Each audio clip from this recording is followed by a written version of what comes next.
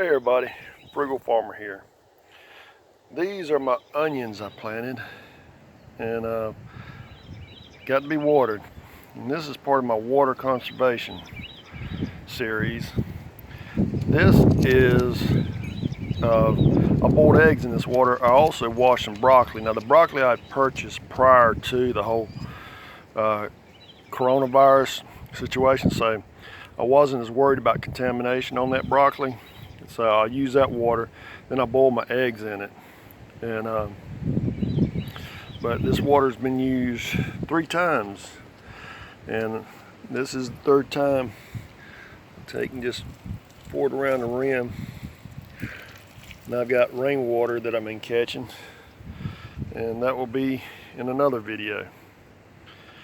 Thanks for stopping by. Come back again when you will. Share, comment, like, hit that subscribe button. God bless.